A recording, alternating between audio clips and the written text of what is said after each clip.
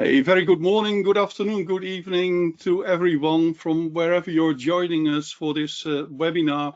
We have attendees joining us from all over the world. A very big welcome to us here at the webinar. I'm just trying to find out where my colleague, my co-presenter, Antonia Cornaro is. She should be joining us live from Hagerbach due to all the there she is. Due to all the corona exceptions, I can't travel to Switzerland, so I'm coming to you from the Netherlands. My name is Han Admiral. I'm the co-chair of the ITA Committee on Underground Space. I work together with Antonia on Underground Space. We're also co-authors of a book which we've written called Underground Spaces Unveiled. Antonia, I hope you're very excited and ready to welcome us from inside the Hagerbach Test Gallery. Over to you.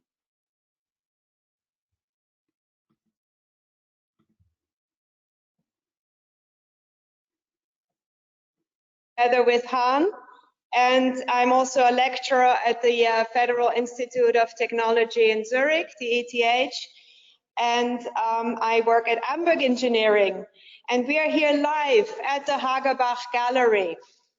We really want to welcome all of you. We're very excited to have people joining from all the way from China, Brazil, Canada, and all over the world. And we want to share today our passion for the underground space with you. And we want to show you how cool it is to be underground and what is possible, how to innovate, how to inspire, and how to demonstrate. This is the first webinar in a series that we're hosting. Welcome. And just to carry on with that, it is all about showing today how cool underground spaces can be, and we hope we can show you some examples and take you along in some ideas that are quite unusual and that you might not have even considered when it comes to underground spaces. But to start with, we would like to introduce the Hagerbach Test Gallery to you for those who don't know what it's all about and what has been happening there. So enjoy the Hagerbach fly. In 2020, it is 50 years ago, that the first drill and blast excavation took place that led to the creation of what is now the Hagerbach Test Gallery. During those 50 years, an extensive underground development has led to the creation of underground spaces that have seen various uses. For example, in the field of innovation and training, our underground spaces are used for tunneling and mining development and research, testing of application technologies and training of sprayed concrete, optimization of safety and security systems, company-specific seminars with demonstrations, education and consulting of dewatering and sewer systems, accredited and customer-specific fire resistance tests, prototyping for one-to-one proof of concepts such as underground green farming, underground data centers, and digitalization of tunnels. In the field of building material testing, We have established comprehensive testing and consulting facilities, allowing for work of the highest quality through a strongly motivated team of specialists with years of practical experience in concrete, aggregates, rock and structural inspection.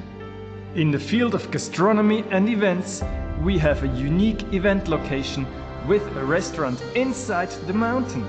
With our numerous spaces, caverns and tunnels, we always have the perfect environment for a successful event. Additionally, our underground spaces offer room for exciting group activities such as themed events for extraordinary company celebrations, guided tours and animated blasting demonstrations, various team building activities with fun and games in focus, or tailored per your company needs. At this point in time, the Hagerbach Test Gallery is going through a transition to prepare itself for the next 50 years. A transition that is inspired by humankind's needs for the 21st century and beyond. The UN Sustainable Development Goals are pointers for those needs, and we strongly believe in the power of collaboration.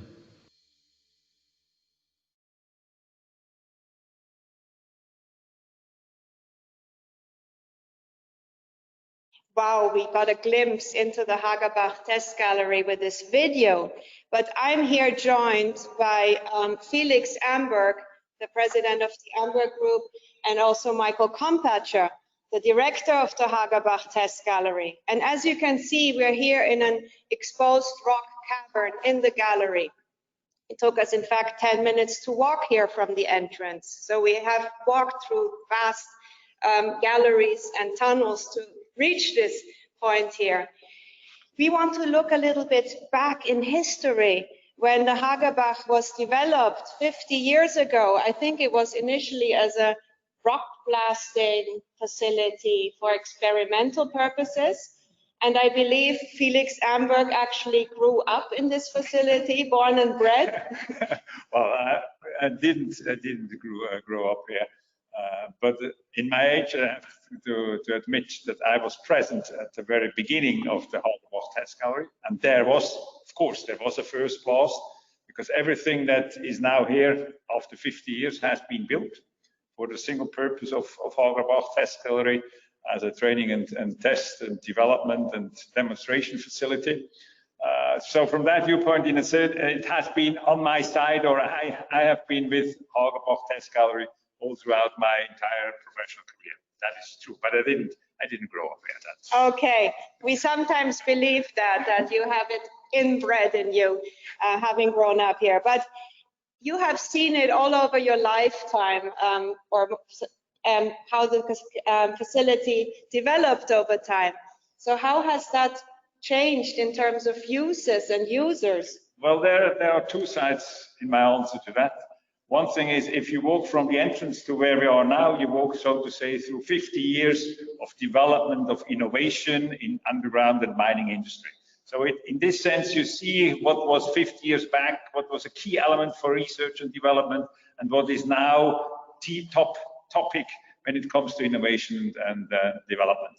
On the other side, and I'm allowed to say that as a senior engineer, every now and then I think that we have done some development, but we still have the same basic problems we deal with. Insulation, for instance, waterproofing, drilling, blasting is not that much, but excavation technology is still an issue. So from that viewpoint, it is on one side a history here of development, innovation, but it also shows that the development rate, so to say, was not that high. And I assume that with the fourth industrial revolution, digitalization, that I will see at the end of my professional career the big jump. Exactly, and that brings me to you, Michael. I mean, how is the Hagerbach Gallery adapting to the digital economy? What are we testing here, for instance, in this space? Well, Antonia, first of all, it's fantastic to have you here. It's to bring this to the point. We have 50 years of pioneering work done here, as Felix explained. But we now are in the middle of again a transformation, also the digital transformation. And exactly the place we are here, we call it the Tunnel Digitalization Center.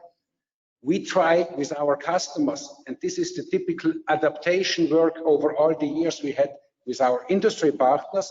There were always new questions, new things to research for the development and innovation of the tunneling and the underground industry. And here we try to develop this further on a prototype, on a learning center. That's exactly the right place to do this, and we will see more of that throughout this webinar.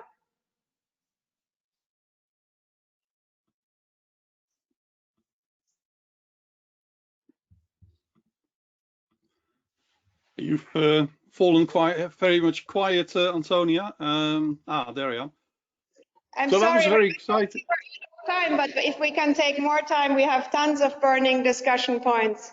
No, we're fine. We're fine. And very, very interesting, very exciting to hear both Michael and Felix talk about Hagerbach. But of course, we also want to look forward to the future. We want to look forward to the next 50 years, and that is when we want to start talking about the mission Earth First.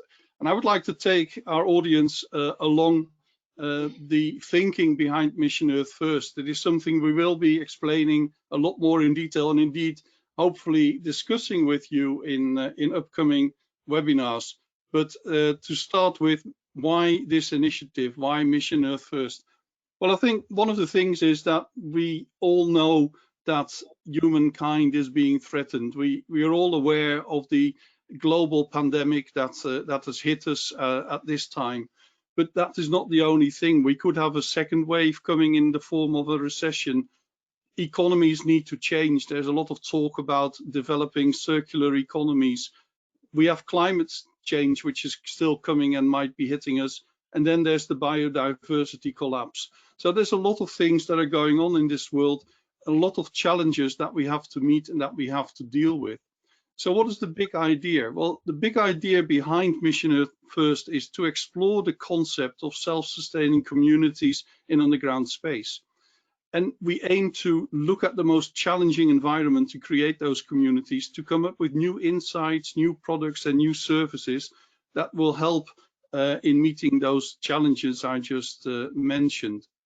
We want to provide a global development and knowledge hub at Hagerbach that contributes to systemic change. Systemic change means that we have to start doing things in a different way. We cannot continue with business as usual into the future.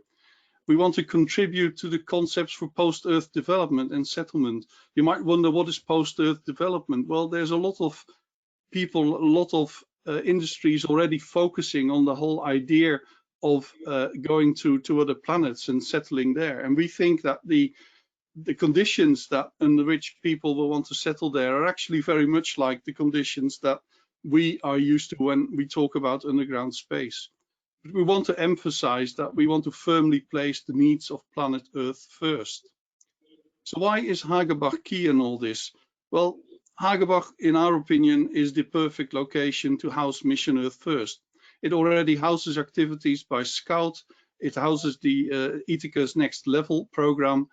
The Hagerbach Test Gallery, or VSH, has a proven track record in innovative activities, as you've just heard. And there's also the Hoes Institute located nearby in Liechtenstein, and they want to use Hagerbach as well as the Mountain Hoes. So who are the founding partners of Mission Earth First? Well, obviously VSH, the Hagerbach Test Gallery. Ithacus, the International Tunneling and Underground Space Association's Committee on Underground Space, of which Antonia and I are both the co-chairs.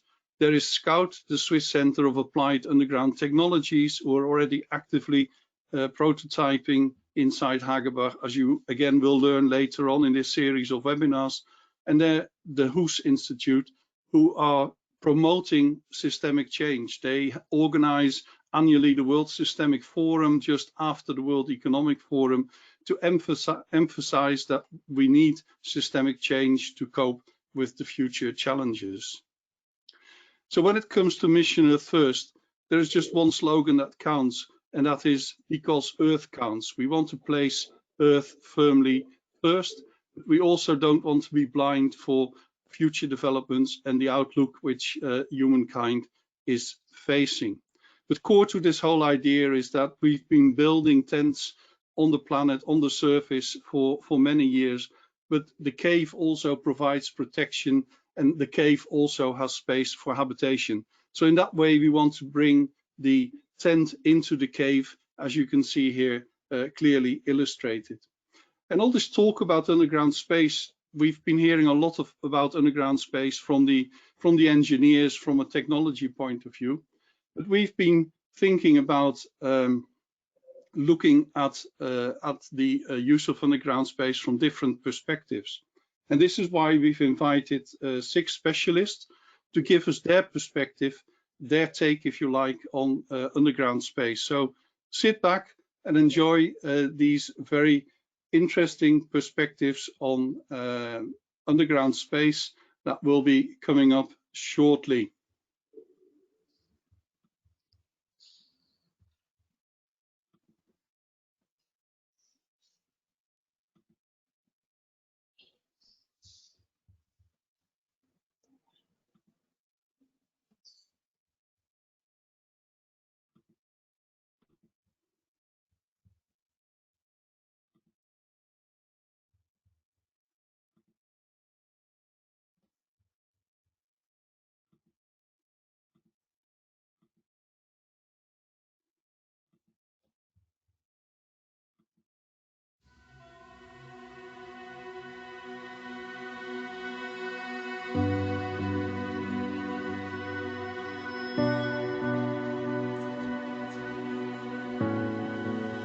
From the beginning of times, as mankind took to the caves for protection and shelter, we also took it as a space that we wanted to make our own, make it comfy, make it pretty. And we started using the cave as our own canvas, as a place to tell our stories and share. I am always excited to talk about underground spaces and their potential. I believe we need to change the way we interact and see the underground spaces. As an artist, I perceive the underground as an analogy of the creative unconscious. For me, every artwork is a part of visible and a more secret part. I think actually channeling an underground space can contribute a lot to the 17 goals of UN Sustainable Development Goals. And of course, not only for the crossing mountains and rivers, but also for the solving urban problems by underground solutions. Also, we can respect the landscape even more. For example, right now we're at HAGERBACH, that there is this huge underground space and they're using it for different reasons. And on top of HAGERBACH, you can still see the beautiful landscape. You have the goat farm that families can go and see the animals and they can have a tour. But underground, we have all these amazing facilities with the digitalization center, the data center, the agricultural the green farm of HAGERBACH, which is amazing, and that I love it about underground spaces. Innovative use of underground space inspires me because it motivates us as engineers to further develop techniques and methods besides the conventional way of tunneling. As a geologist, I'm fascinated by the history of our planet that is buried within the rocks that surrounds underground space. We're a smart species. Okay, sometimes debatable. But I think in general, if we really put our minds to it, we can make underground spaces such a wonderful place for us to share, for us to explore, for us to dream, for us to make it so much more than just a shelter, to make it a community, to make it our own. What truly excites me about underground spaces is the plethora of opportunities that these spaces provide for a resilient and sustainable future. Thinking with underground spaces is an opportunity to think beyond the infrastructure and the technology and to consider a more inclusive perspective of what is possible. My underground is the soil of my creativity. Like a plant or a tree takes its fertility from the underground to grow toward the sky. When I see and I understand all the advantages that underground spaces can give us as a society today, as a growing population that just cannot thrive the way we have so far with so many people living on this planet at the same time.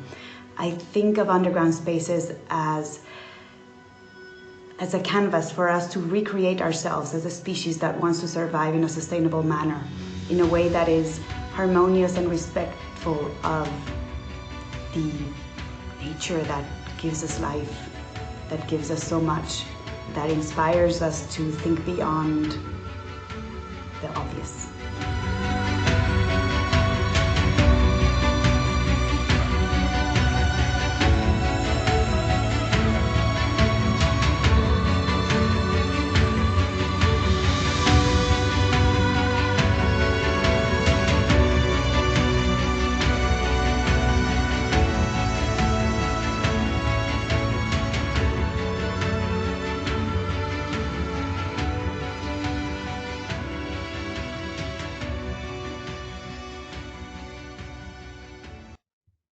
So Antonia, your thoughts on that video? Thanks so much to our testimonials and these female voices. They truly move me. And we've heard from a diverse community here. We've heard from urban geographers, from urban planners, from artists and from geologists, as well as engineers, and saw a bit from their perspective on underground space. And we want to invite you now to a poll about this, what your impressions are. So here we go. We have launched a poll. It's interesting. You can participate in this, and very easy question to start with. Have the testimonials given you new perspectives on underground space? We have to kind of keep talking during this poll. There is some lag always in the transmission, so people could be 30 seconds to 1 minute behind. But I can already see a lot of the answers coming in at the moment. The poll is still in progress. I will be closing it very shortly, and then we can have a look at the result. Our testimonials came all the way from Norway, from India, from Mexico, from Switzerland, to name a few places, and even Australia. So very exciting to get the testimonials, voices for you to give your opinion on. Okay, so I'm closing the poll. We've had about 63% of the attendants have actually voted. So let's share the result of this first question. We have a firm yes, I think, Antonia. Wow, a clear 71% yes, 23% are still not sure, but I'm sure they will be at the end of this session. Okay, so let's go to the next question, which I will launch now, which is, do you agree that we need to start thinking beyond the obvious? I think it was a great statement at the end of the testimonials that really points us towards that we have to start thinking in different ways. I wonder what your opinion on this is.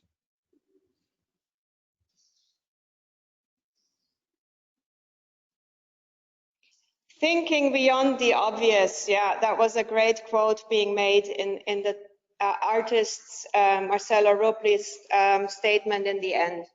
And that's what we see in the underground. We need to think beyond the obvious, beyond the conventional way of looking at that space. Okay, and most of you have again voted, so I'm closing the poll and I'm going to launch the result. And I think, Antonia, this is something to get excited about. It seems we have the right audience joining us in this webinar. Skyrocketing, Han. 96% agree with this statement. Let's start thinking beyond the obvious, and that's why we have gathered you here today. Okay, so let's make it a little bit more difficult. Where do you think the new focus needs to lie when it comes to the development of underground spaces? Should it be technology? Should it be planning? Should it be arts and culture, or a mix of the above? What is your opinion on that? And already I can see again the results pouring in, so we're really getting into the stride now. Again, 64% have voted. Just wait a little bit longer, see if any more votes are coming in. Yes, they're still pouring in now. So we're nearly hitting 70% of the attendance voting. So that's good. That's good. Just a few more votes, then we'll get, yes, we've actually reached the 70%. So let's close this question and then look at the results. Now that is interesting, Antonia. Wow, okay. 36% vote for technology, and that's definitely an important factor in underground space development. Planning is close with 28. Arts and culture is still a minor part, but also I think a growing community thinks arts and culture should be part of it. And a mix of the above, most of the people voted for a mix. And I think that is really like a very good way to approach this in the future. What are your thoughts, Han? Yeah, I think that's really a clear positive attitude that's being shown by the audience. And yes, my personal opinion is, and that's probably known by a lot of you, that the mix of the above is really what we should be looking for. So let's move on. We've still got 2 questions to go. Let's launch this one. What is your first thought when it comes to underground spaces? Again, you have a choice to select. Dark, scary, danger, opportunities, or future? Okay, and the votes are pouring in. I think we're really getting into this now because it's going faster and faster every time. Let's see if we can hit the 70% again, or maybe a little bit more. Somehow, for those who are wondering how many people. So we have 145 people attending. We've reached the 70% vote. Wait a couple of seconds, 71%. I think we are there. Closing the poll again. Let's share the results. Antonia, there we go. Ooh, I see the biggest yellow bar on opportunities with 62%. And future, also a lot of people vote for that. But of course, there's also the conventional way of looking at it as a dark space, which it is until we illuminate it, right? Is it scary? Only 3% think so. And 7% see it as dangerous. But of course, we have ways to make it safe and secure, like here in the Hagerbach Test Gallery. And indeed, Antonia, I'm just quickly looking.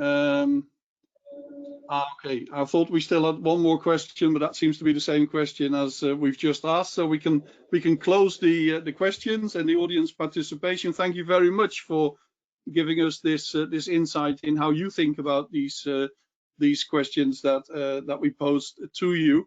Antonia, we got 62% on opportunities, and I think that you've been working on new opportunities with your students for Hagerbach. Over to you. Thank you, Han. So one thing that we really want to share with you today is I had the pleasure last spring semester, 2020, to teach a course on planning of underground space at the Federal Institute of Technology, ETH, in Zurich.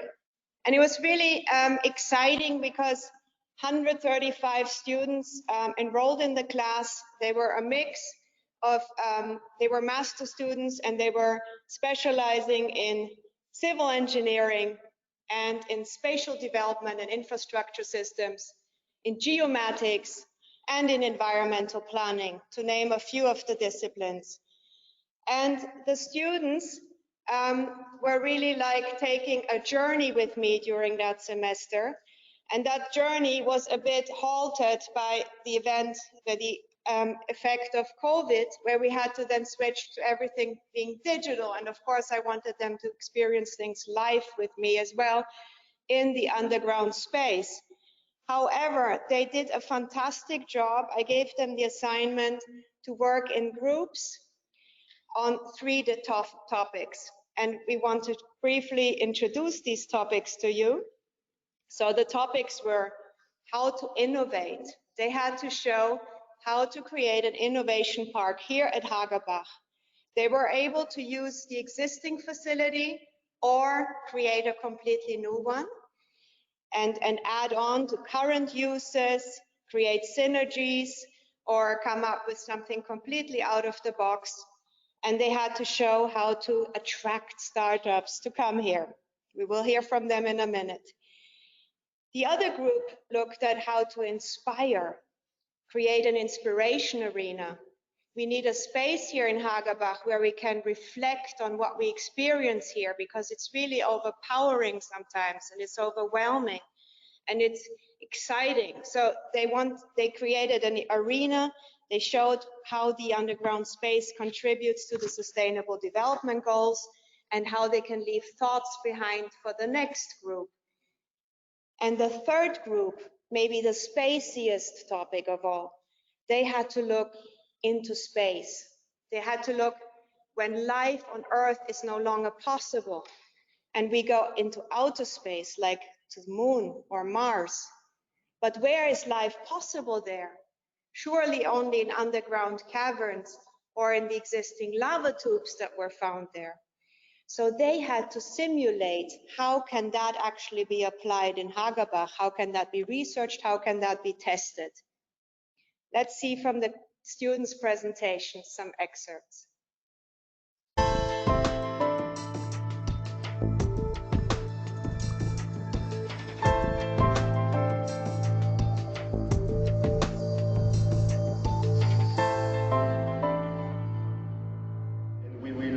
Present you our Innovation Park project. Today in Hagerbach there is a lot of research and innovation, and our goal was to do the link with the startup culture and with the culture and art development. And that's why we developed this concept of Innovation Park, and we needed first some guidelines to do it. And we founded this inspiration through the UN development goals, and we did first a selection of which goals are important for the development or the planning in underground space, and then we use these goals to think about what are the advantages of the underground space projects, and how could we solve the advantages. And that's why we use it, and that's the core of our project. Thank you, Xavier. So our concept was more or less based on how can we make underground space livable. So the base was that the startup companies, they work out their startup and they get their funds, everything mostly in the cities, and then they come here to really have their proof of concept. And this is rather short-lived, so people come and go, but we also wanted to have the people live here so they can share ideas with other startups. So we came with this idea with this atrium and where people can work. So we have office facilities, but also they live here, and it is open, so they get daylight. So we have really like normal working facilities, but then we have the underground spaces where the proof of concept can be tested. So you have the benefits of working underground, and you can use the already operational facilities, and then also with this innovation park, more people come here, there are more startups, and therefore some couple more testing facilities are needed. But the big galleries are already here today, so these can be used also with the existing Hagerbach gallery. And then also the question was how to attract the people, and there's like events like these where students can come and share their work, but also with the events that are already presented by Hagerbach, where you get a tour around and you see what's happening, but also very diversified events like the dinners and concerts can be held here, so people really are aware of it. And then also that the students are aware of these facilities and also of the benefits of underground testing, so they can come back and share this idea of this underground testing.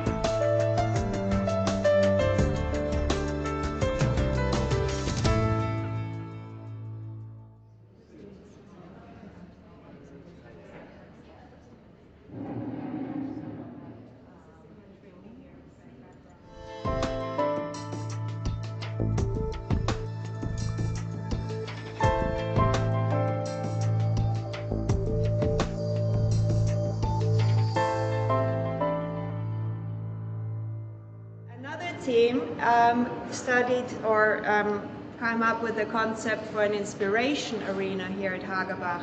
It's supposed to be a space where one can really also reflect on what the space is all about, what one experiences here, and what kind of uses and also opportunities and possibilities exist, and also to leave one's thoughts behind for the next people coming. And we asked the students to come up with concepts for that. And this is the one that actually got a lot of praise from the jury. And Antonia Nucio will explain on behalf of the team what the core is of that concept. So the goal was to be inspired. That's why at the beginning of that big room that I will explain later, there is a corridor with 17 goals of SDG. So the visitor can read what we are going to see inside and can have an idea of what they can discuss afterwards. Afterwards, they are entering into the big room, which is a dome, and it's a very open space place, which open your eyes, it feels more warm and welcoming because of the more light that there is inside, and also the team wanted to have natural colors to make it warmer and more welcoming to the visitors. And in this dome, I think the best part is the central part, which is this aquaponic system. And what's more inspiring than having something that it shows you what you're going to discuss and what you can have in such a place. And this is the aquaponic system that there is already in Hagerbach, and they want to have it in a new place. And this is also a different kind of a conference meeting, because you can sit around this big table and discuss and have a nice presentation, and also see something that is inspiring. And also they were planning to have smart boards inside this big dome, so that you can discuss there the SDGs and what you want to have in space like that, and leave also your mark before leaving a place like here. Yeah, so this is really what it is, and I think they also proposed a location here for the Inspiration Arena. Rosanne, can you please tell us what you think as Ithacus Young Talent Ambassador of this idea of an Inspiration Arena here at Hagerbach? Yes, thank you. Yeah, to start, I would like to say that I think it's great that it's a really spacious arena, while a lot of people have in mind that underground is small and dark, and I think this arena really represents the possibilities of the underground, that it's spacious and also green, which really people don't expect most likely. What I also think is really cool that people get informed beforehand, that they don't enter the room blank. They are informed beforehand, and that also a Hagerbach project is incorporated in this room. I think that's really cool, like that people learn about the facility, like what the aim is of the facility. And yeah, it's a great opportunity to bring also young people together in this arena, that they can exchange ideas, and as Antonia said, that they can leave behind notes with their ideas, because you know, that's like brainstorming through time, and I think that's really cool about this.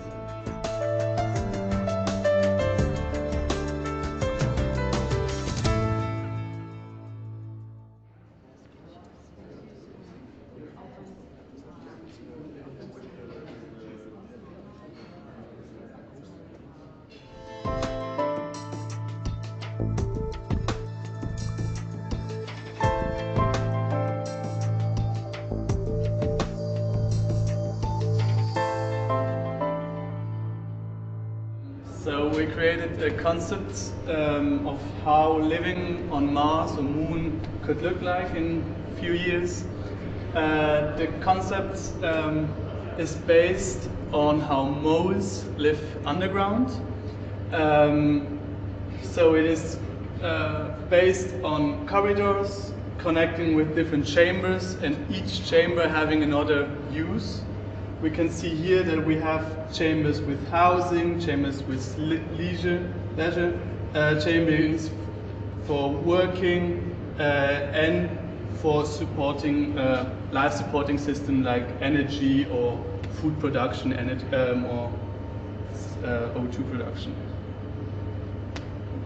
Yeah, our idea was to take advantage of existing caverns on other planets, on Mars especially, and take advantage of this and expanding this with self-drilling robots. And this could be also very useful already here on Earth if we manage to build such a machine which should drill by. Here you see our final idea of what our idea is of living on Moon or Mars. And here you see what the construction concept is. So we start from drilling and blasting, and then in the end we have the whole cavity where actually living can take place. And this is actually the idea of things that could be tested here at HAGERBACH. This based on the mole concept. We have the corridor here, which we will try to design as near to the Earth as possible, trying to have a lighting that is comparable to the sunlight, and also with diverse plants that give the environment high quality of being there. Then we have the different chambers, as the moles also have in their living environment underground. We have chambers for housing, where people can sleep and have private time. We have a lot of leisure units, because we thought that living on Mars, it will be really important to have a good life working balance, and that people have to do a lot of sports, have to have different activities, as they will be all the time underground. Possible testing in HAGERBACH could be new blasting and drilling machines that use a low amount of energy and water, which are scarce on the moon.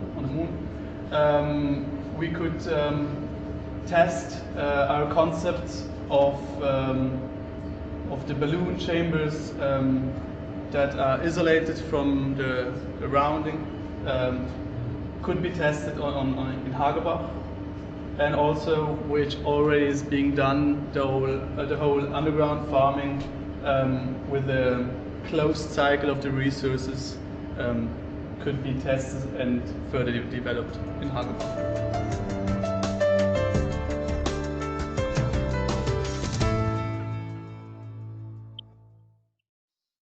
Wow, we saw a glimpse of the students' presentations. Obviously, this was just an excerpt of all the great work that was done by the 135 students. And I really thank the students who came to HAGERBACH to demonstrate some of the highlights that they've been working on. I have here assembled the jury that was also judging these projects. You already know Michael Kompatscher, you know Felix Amberg, and I have here Rudy Hilty, who is the co-founder of the Hus Institute, a think tank working on systemic change and based in Liechtenstein. And the Hus Institute is also a founding member of the Mission Earth First initiative that we're presenting today. First to you, Rudy. You were part of the jury, and you were in fact looking at the concepts the students presented from an emerging ideas perspective. Mm-hmm. So you said, what is really special about these projects, and what could really be kicked off in real life? Could you give a little bit about your opinion and impressions of these three concepts and why you chose those for the Emerging Ideas Award? Sure.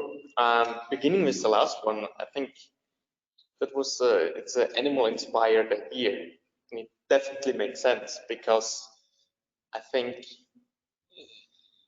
if when we say how can we expand fast, we have to seek easy solution, and with this not technology, I would say, with this concept of a mall, and then combined with a balloon, you can expand fast on Mars or somewhere else. I don't know yet. So that was one thing I really liked at the last project. Then as well, there was another simple solution which was from the innovation part. Is it they're trying to build something like a shopping mall, or just use the, because a shopping mall you do not have a lot of daylight, but people feel well and they try to keep the people inside the building.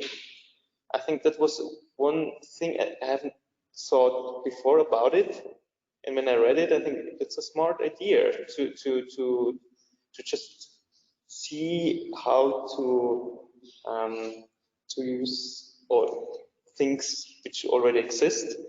And yeah, in this last project, there was one funny thing as well, because we You mean the one on the Inspiration Arena? Yeah. Yeah. Mm-hmm. As well with the name they gave, the dome, because we talked about create a dome to inspire people, and I think when we found out it was exactly at the same place where we thought about it, but I think the really special thing is how they created or how they inspired us with their thought, and especially to get people inspired before they entering the room. I think that's a really important thing, because it's always how you enter something, or when you get to know someone who is introducing you to whom. I think that's an important thing, and they made it clear. We will create this space, we will inspire you before you enter it, and then you can think not only big, you can think different, and I think that's needed. Correct. These days. So Rudy is very much about deep thinking and creating such spaces here, and we all would like to see a dome-like, cathedral-like space in here developing in the future. What were your thoughts, Felix Hamburg, about the students' projects? And maybe let's start with the dome. Can you see this happening in Hagerbach? Oh, well, I mean, if sufficient people consider this being a smart and futuristic idea, which inspires people about to think differently, then there is no limitation. I mean, that is one of the advantages of underground space, that theoretically it is endless. So we have enough space to create such a unique environment to give another, or to stimulate people to think in a different way.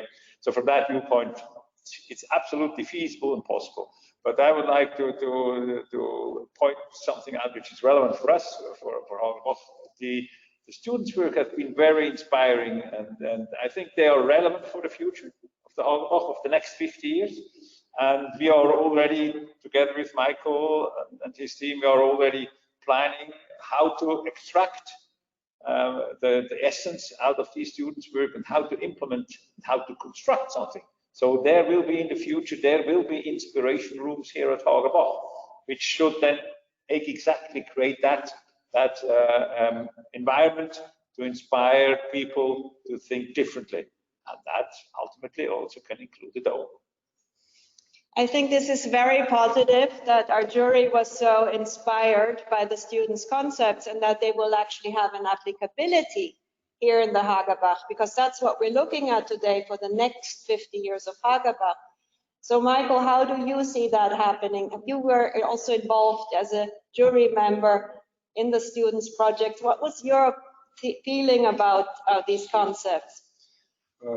I was extremely excited because I saw these young people deep diving into the subject and showing what the potential of the underground spaces is. Not anymore just about tunneling or construction. It's of exploring a completely new world that can be created.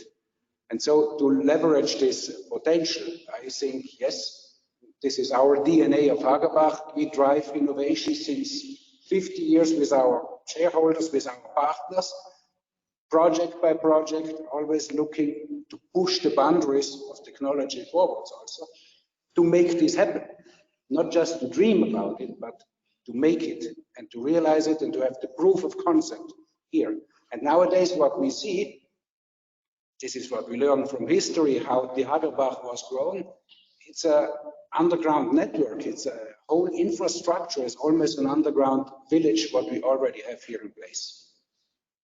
Yeah, it's a real fabric of users, and we will really have an exciting input from the students to conceive of future happenings here and developments. To the audience, while we continue with the panel debate, you have the option to ask questions to the panel members at this stage. Just put it in the chat, and Han, we would be very thankful if you can pre-select some questions for us. Have some already come in? If not, we would like to I've been trying to activate the audience using the chat. I don't know if everybody has seen that, but as Antonia said, if you have any questions for the panelists, or if you want to voice your opinion, please put it into the chat or put it as a question to us, and I will break into the dialogue that is going on in our studio inside Hagerbach. Excellent. Meanwhile, I will continue with the panel members, and I would like to ask Felix Amber, what is it with the Mission Earth First initiative? In your opinion, how will that, or can that, shape underground space? What is the role of underground space in that, and what is the role of well, your involvement in this initiative? Well, let's say I have in my professional activities, I have several roles, personal roles, and also organizational or corporate roles. Personally, I think there is more in the underground feasible and possible than we have been thinking. Naturally, people walk on the surface. Normally, they left the caves in Stone Age, so they may not be so attracted or not feel so much attracted, but I still working in underground for my entire professional career. I think it is feasible if you show and if you demonstrate what you can do underground. It is feasible to attract people to think on how underground space can contribute to the future development. On the other side, there are mega trends globally. If I do not speak, let's say, as a person, yet as a representative of corporation or as a business professional person, there are mega trends globally. One of them is urbanization, which means more and more people live accumulated on smaller spaces on the surface. And it's not logic that you don't use a third dimension downwards. We use it upwards. We have skyscrapers, all these beautiful skylines of cities. We all are familiar with them. But there's very little done underground, and there is a lot of, let's say, economic benefit, environmental benefit. Just think of all the logistics. If you can, so to say, grow your own food, nutrition right underneath your feet, you don't have transport, etc. So there are new ways. Underground space offers opportunities to address challenges, global mega trends challenges, as Han initially showed in this picture with the 4 waves, where underground can contribute to a certain extent to the solution and to mitigate the risk and the danger that go along with these risks which emerge. And from that viewpoint, it's interesting and fascinating to go out with a message, and like today, see the responsiveness of the people normally not have being aware of underground, but think that's interesting. Yes, it's stimulating. Let's consider. Give problems, existing problems, a different angle view and see what we could do from another viewpoint. I think that's also very much done here at Hagerbach, right? To bring people in from diverse backgrounds and have them experience the space, and also to use it for pilot cases and demonstrations. So maybe, Michael, you can say something about, for instance, we're battling with agricultural issues, land constraints. We are having here a underground green farming initiative, I think run by Scout. That's correct. Can you say a little bit about that and the other initiatives? Well, we have a couple of initiatives or concepts, consortia running research topics here. And one prototype that we started last year was the underground green farming as a consortium from the Scout Association. Scout is one of the initiators also of the Mission Earth's first initiative here. And the topic is, well, the underground offers options for feeding the world. So is the underground environment a habitat that is suitable to have a real production? Valuable, because there are environments where maybe growing green, having animals is quite difficult also. The underground could so have an option and be the right solution for it. Correct. Antonia, can I just break in because we've got a very large amount of questions from the audience. One of them, one of them I want to take out is asked by Tony Ho. He talks about proof of concept, even in prototype is important. And he wonders, there's a lot of talk about using optic fiber to bring sunlight into the caverns. And will any of that be tested in Hagerbach? Has that been considered? Maybe Michael can answer that, or Felix. Well, it's definitely considered. So we already had some parts. We have our restaurant, and one of the topics also when enlarging the restaurant was to bring light from the outside in. But of course, we are underground, and the above ground belongs to somebody else, and you have to find other solutions how you live with your neighbors. And in this case, we found a different solution how we light this. It was a project then with innovative new light, but the topic to bring in outside light with optical fibers absolutely is on the table. Yes. Okay, there's another one here from Chris Swain, who asked, what is the role of robots in underground space? Does the panel think technologies of 3D printing for concrete will be a game changer? Okay. Would you like to answer that one, Felix Amberg? Well, let's say in using the make use of robots is certainly a key element in the future for the construction, maintenance, and also in the context of usage of underground space. When you look from civil infrastructure to mining, in mining there is far more robotized processes implemented already than in underground construction. It has to do with the different nature of these two industries, but the construction of underground openings is still a tough work. It is a dangerous work. Not very many people are eager to do that. So there is a limitation in resources, in human resources.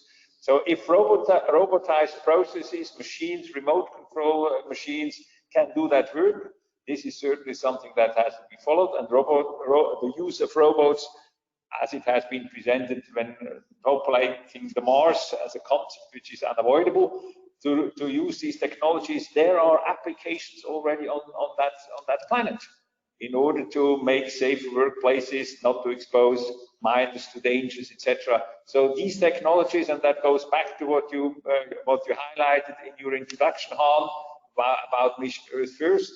If we think of populating other planets, then we use such technologies which already have applications here on Earth. That is why Mission Earth First has its justification, and robotizing for sure is one of the aspects. Yeah. Okay, we're fastly running out of time, but I hope our audience will bear with us for another 1 or 2 minutes. Just to wrap this up, Antonia, one final question from Rakesh Bhatt, who is talking about about energy, about geothermal energy, and wondering how we would go about, or whether we would be including that into the developments we're looking at. Also pertaining to HAGERBACH, I believe, or in general? Oh yes, I mean in general, whether from the Mission Earth first perspective, when you talk about sustaining communities, we will be looking at storage of energy and the production of energy using underground space. Yeah, Michael would like to say something. He's already jumping up and down. Well, maybe there are 2 points. Well, first of all, we already did a lot of research in direction of the use of geothermic, be it in tunnels, but also in general, until deep geothermy drilling. There are new techniques also relevant where we are in touch with the academia, with the researchers, with the industry to develop new technologies. They are certainly forward-looking, but to come back to Mission Earth first, it's of course also very important to create autark environments that are capable to provide the right attractive, comfortable environment underground. And there, the use of energy, the smart use, and to close cycles, not creating waste. These topics, circular economy, are key topics for Mission Earth first as well. Yeah, very quick comment. I think Antonia, we're running out of time. I think it's time to thank your guests in the studio. Okay, we've only touched the surface, or scratched the surface, let's put it that way. I really want to thank our panel members. We didn't have time to discuss in length these very exciting and important topics, but we want to make you hungry for more. And in fact, we will have a series of webinars coming up with the Mission Earth First initiative. So stay tuned. Please fill out the survey at the end of this webinar. And please let us know if you would like to be informed and invited for future ones. Thank you so much. Back to you, Han. Thank you, Antonia, and yes, also thank you from me to all of you who have joined us. I think the idea was to give you a insight into how cool underground spaces can be. The whole idea of looking beyond the obvious is something we need to do, and in a way, with these webinars, we also try to do what one of the other specialists said. I think it was Roseanne who said brainstorming through time or brainstorming over time is also an exciting possibility. We want to continue this dialogue, and as Antonia said, we hope you will join us at our next webinars. But for now, thank you very much for attending. We have recorded this webinar, so if you want to look back at any time, you will receive a link in order to do so. So from us, it's good morning, good afternoon, or good night to wherever you are on this planet. And please join us again for We are Mission Earth First, because Earth counts.